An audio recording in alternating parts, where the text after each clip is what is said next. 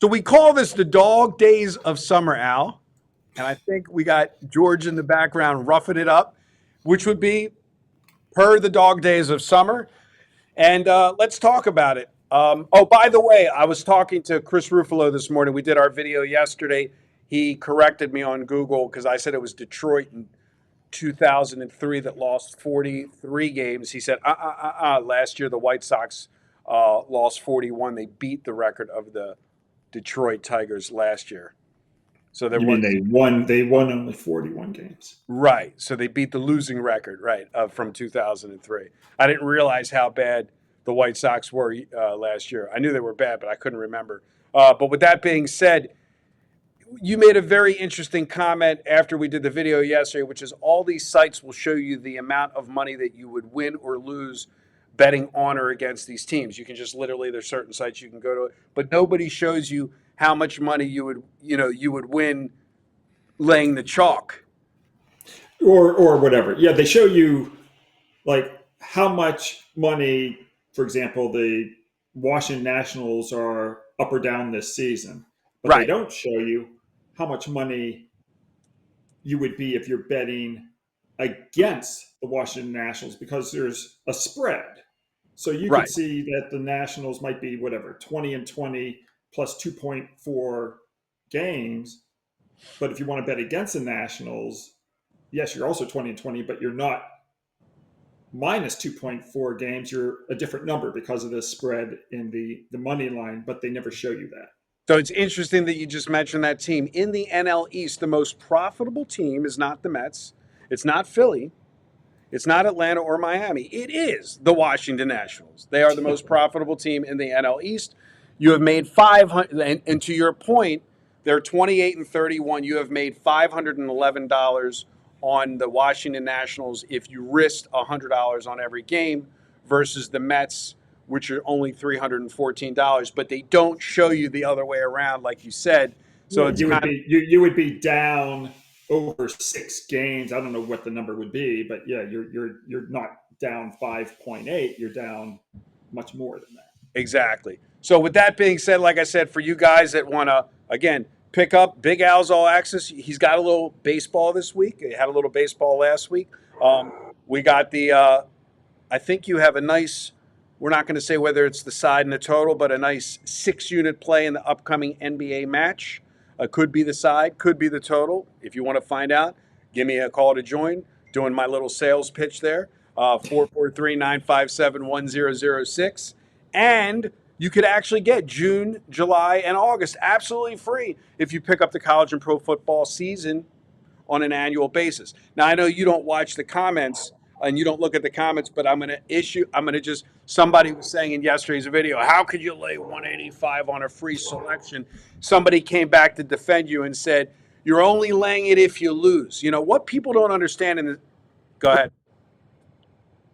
You're muted. Go ahead. I'm muted.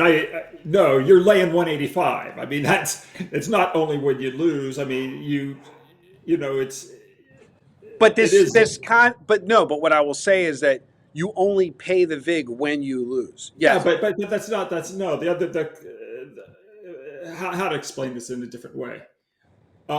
If I'm buying a let's stock, let's forget forget 185 because I want to do easier math. Minus 200. Okay. Okay. So yes, you're going to risk 500 to win 250. Correct. And yes, you only pay 500 if you lose. Correct. But if it was even odds as opposed to minus 200 on a game, you could risk 500 to win 500. So you are paying money. It's just right. But the comment of the person was basically saying, why would anybody lay that much? And I will tell you, I have some financial. I didn't like the guy's response, but No. the reason you lay $1.85 is because you think there's value. It has Well, exactly. And I have a client that's in the stock business and he's a financial trader. He said, it's funny, Eric. He says, nobody would complain if they bought a stock for $2 and sold it for $3 and made $1. And in essence, that's what happens when you lay 200. Like if you you're getting a 50% return on risk. Well, that's So, 150 actually, but yeah, whatever. but in the financial world, in the stock market, nobody has a problem with that.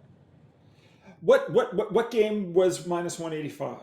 Your complimentary selection, which is yesterday. We're doing the game hasn't played yet. We're doing this video at 3 o'clock Eastern Standard Time. It would be tonight's game, the Miami Marlins minus 185 against the Colorado Okay, Rockies. Right. okay. But my only point is, if you bought a stock for $1.85, because you've posted some stuff on your Twitter about stocks, $1.85 a share, and you sold it for $2.85, nobody would complain. Well, what I find even more interesting, if you go to horse racing, Right. this is what's really interesting, is people with sports will say like, how can you lay $1.85 or this or that or whatever. Maybe this is a bad analogy. With No, horse racing, when we had we had sovereignty and we had journalism. right. People with horse racing, they actually get upset with you if you take, like, journalism went off at even money, and they would rather in horse racing, like, bet on a long shot or bet on a exacta or bet on something that might pay off huge than just have the winner. Maybe that's a horrible analogy. No, no, no. It's not a horrible analogy, but it's. I don't know any successful sports bettors or syndicates that care that they're looking for value regardless of the price. So and then we'll move on to your complimentary selection. I'll give you an example. Micah does a lot of tennis, and I will see some of his wagers, and it'll be like the player will be minus 300, so he'll have 9,000 up to win 3,000. And originally, this is years ago, I would say, Micah, what are you, crazy? 9,000 to win 3,000. And he says, Eric, the guy should be 550. He says, who cares? And I'm like, until he's like explained it to me that way, the average guy doesn't understand that. And then when he loses the 9,000, which obviously you're going to lose bets, I'll say, man, if it wasn't, we would have had a good day if it wasn't for that chalk favorite losing. He goes, I'd do it 100 times because they should have been 550. So it's like, I won't name the handicapper because he's not a pick device, but there's a handicapper online, and he will often give out, try to think of how bad these odds might be, like 1 to 80. Like literally, like, risk $80 to win $1.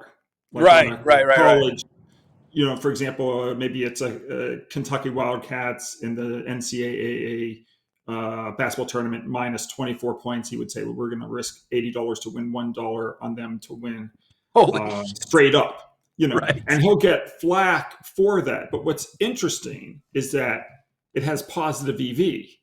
Right. I actually, and I've come to his defense on Twitter. Now he lost one of them a while back, and this is what kind of, when I came to his defense, he had Purdue the year, maybe about 3 years ago, or whatever, when Purdue lost in the first round. They were the number 1 overall seed. I forget the name of the team that beat them. But Purdue must have been like a minus 24 point favorite, right. in that game. But at the end of the day, it was a good bet. It just didn't win. There you go. And that happens all the time. You can have good bets that don't win.